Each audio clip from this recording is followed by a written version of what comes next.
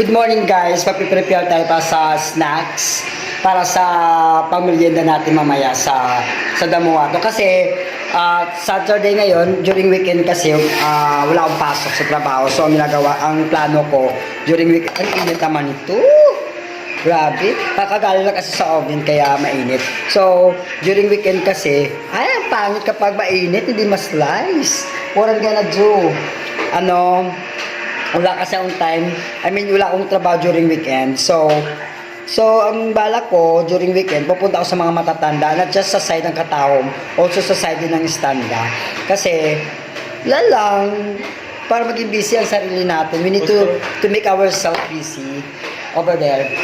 We need to make our busy. Dapat, kung magiging busy sa sarili natin, may kabuluhan, hindi yung puro kwento lang. Puro, namatay si ganito, tapos iyak-iyak ka. Nung nabubuhay pa sila, pinapabayaan natin. So, hanggat buhay pa, we need to do something the best for them. The best. Ay, nako. Palpak ang ginawa ko. Init-init pa kasi. Papalamigin ko nga muna. Hindi pa tumakat. Ito na lang muna ang bibilin ko. Nagsisi ako. Ayun. Yun nga dapat hanggat buhay pa samantalahin natin gumawa na mabuti na walang kapalit. Kasi sometimes ang mga Pilipino talaga kapag may ginagawa mabuti, may kapalit yan. Ganito, ganiri. Wag natin isipin ng ganun. Ang isipin natin kung ano magagawa natin hanggat buhay pa. Kaya kung patay na, pulawan nyo, dito, sugalan nyo, kwartahan nyo, pangwartahan nyo sa sugal, dahil sa mga tongtong. So, hanggat mabuo, tapos bibilan ng maraming bulaklak, patay yun! Kaloka!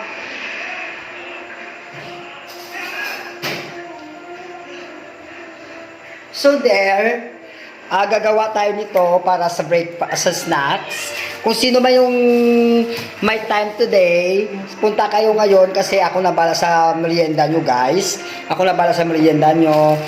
Dala lang kayo ng mga cleaning materials o cleaning equipment para papunta nyo doon, magtitingin-tinginan tayo ng mata-mata lang, ay kawawa naman siya, nahirapan na siya maglakad. Hindi dapat maawa tayo na may kasamang gawa. So, now, ang gagawin natin is, pupunta tayo doon, tapos, maglilinis tayo, ganon, maghahakot ng tubig, kasi syempre mga matatanda na hirap na maghakot ng tubig, hirap na yung maglakad. So, tingnan natin kung anong magagawa natin, kung maaari, kung may financial na kailangan, halimbawa, alam mo, that's my plan, yung mabibili ng makina pa sa tubig. Hindi mo makaubos yan ng 5 mil, hindi mo makaubos ng 5,000 yan, bibili ng tubig, ng makina, yung motor pa sa tubig, na ang gagawin lang nila is i-switch na nila, mag-aandar na agad, kasi mahirap magpupuso pa sila, ang layo-layo pa ng puso nila. Siyempre yung matanda, salip na maghahakot ng tatamad na lang. So, di ba?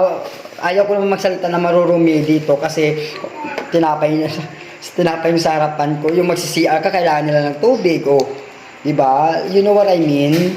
So, tayong mga kabataan, may lakas tayo. Binigyan tayo ng Diyos ng lakas, kakayahan na makatulong, gawin natin. May trabaho tayo. Porque may trabaho tayo, ang sahod na natatanggap natin, atin lang. Tandaan natin regarding sa ganyang bagay. Kapag nakakasahod tayo, hindi dapat iisipin na atin yan, kundi binigyan tayo ng Diyos ng lakas, trabaho, dahil para makapera, hindi pa sa sarili lang natin kasi hindi tayo nabubuhay na mag-isa. Nobody's, sa English yun. Yung saying nila, walang daw nabubuhay na mag-isa, na tulad sa isang island. Something like that. Ang kapag maglagay ng palaman, siyempre dapat magpakain ka. May pag-ibig, kaya kayo, sa may tayo, pumunta lang kayo, ako bala sa snacks nyo, guys. Chocolate siya, Nutella. Thank you plus sponsor, kay Pakas Herma Palada. Thank you guys. Thank you sa'yo. Kundi dahil sa'yo, nagkaroon tayo ng papalaman. Social chocolate.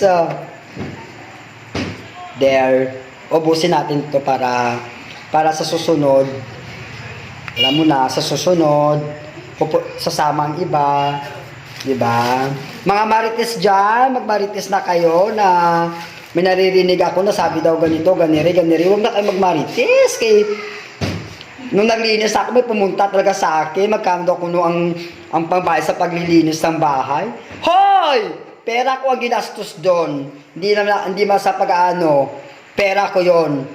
At ako ang nagbayad doon. Kaya huwag kayong magmarites. Kaya sisigaw ko talaga yan.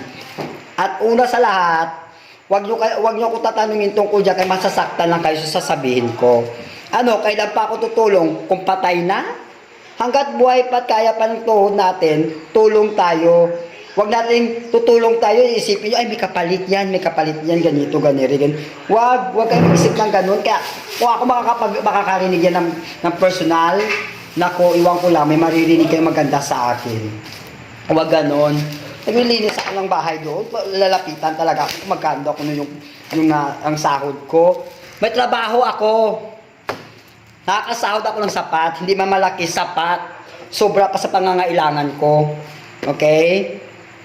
Hindi ko kailangan ng maglilinis ng bahay, kailangan bayaran talaga ako. Alam mong lumpo na yung matanda, alam mo yung bulag na yung matanda, kaya isipan niyo pa ako na magkano yung binabayad sa akin. Excuse me. No comment lang ako. But anyway, masaya ako sa ginagawa ko kasi sabi sa Biblia, gumawa ka ng may kaligayahan, may kasiyahan kasi hindi tayo hingi ng kapalit kung whatsoever. Yung ipapasalamat natin na healthy tayo, na may trabaho tayo. Mas ipapasalamat din sa Diyos na, kung hindi dahil sa Kanya, hindi tayo makakagawa ng mabuti. Yun lang guys. But anyway, sa gusto tumulong, PM nyo po ako. Ako na bala sa mga merienda nyo. Charot. Ako na bala sa merienda nyo. Dito, inahanda ko na. Guys. Okay.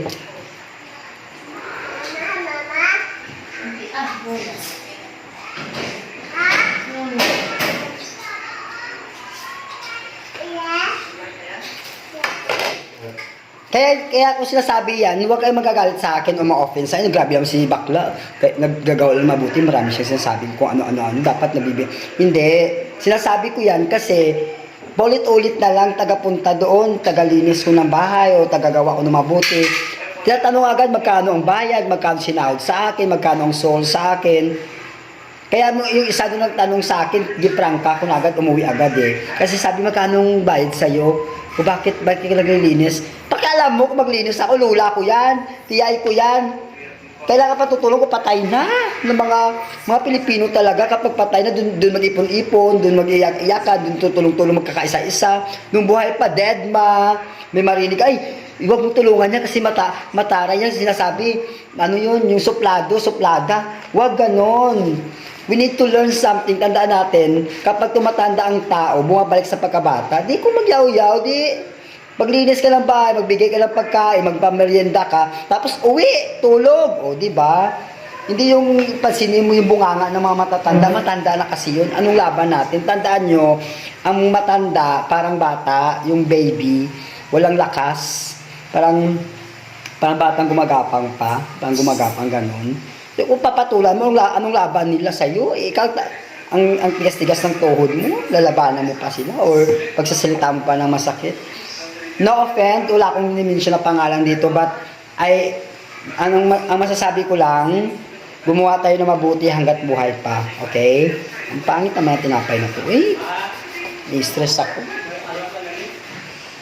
Ano ba yan? Kaya bumili ako ng cream bread na mainit-init pa, kaya gusto ko masarap kainin. Ang ending, ang hirap pala ito sa slice. Hindi naman ako marunong. Kutsilo ko, pang kutsilo ng sa dito. Pang karni. Ay, nako.